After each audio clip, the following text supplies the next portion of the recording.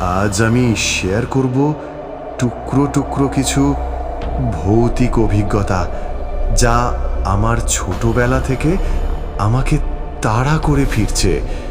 সত্যি ঘটনা, যা আজও আমার মনে গেঁথে আছে।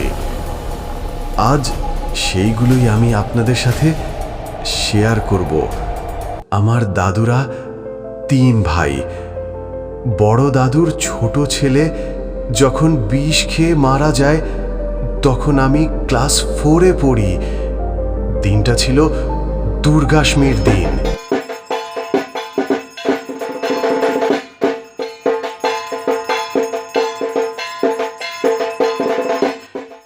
বড় মামির সাথে মতানৈক্যের ফলেই ছোট মামা বিষ খান।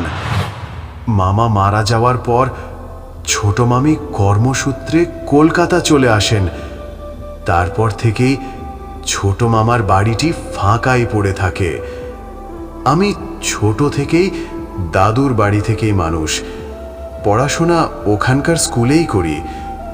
রোজ সন্ধ্যাবেলায় বাড়ি ফিরতে গেলে ছোট মামার বাড়ির সামনে দিয়েই আসতে হতো। আসার সময় শরীরটা কেমন ভারী ভারী লাগতো। যাই হোক, বাড়ির দিকে তাকাতাম না। এর মধ্যে কেটে গেছে আরও 5টা বছর। তখন আমি ক্লাস 9-এ পড়ি।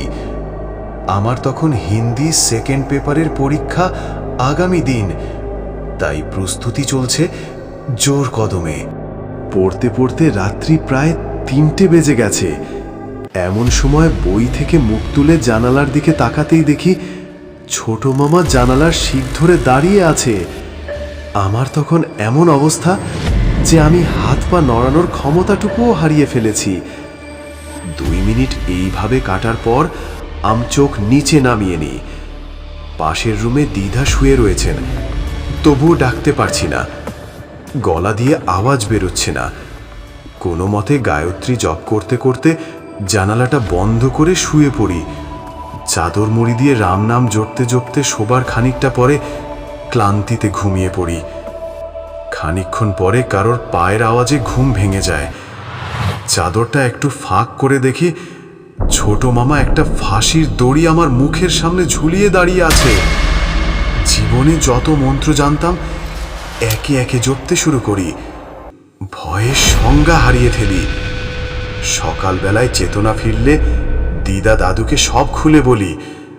দাদু আমাদের কুলগুরুকে ব্যাপারটি জানালে তিনি গয়ায় পিণ্ডদানের কথা বলেন। আমাকে মন্ত্র দিয়ে শুদ্ধিকরণ করে দেন। তারপর আর আমি মামাকে দেখতে পাইনি। ভয়ে শরীরটা এখনো কাঁপছে। এই ছিল আমার গল্প। গল্পটি ভালো লাগলে একটি লাইক অ্যান্ড সাবস্ক্রাইব করো।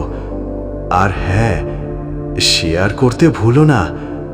তোমাদের ভালোবাসার চ্যানেলটি অজানা রহস্য। ধন্যবাদ।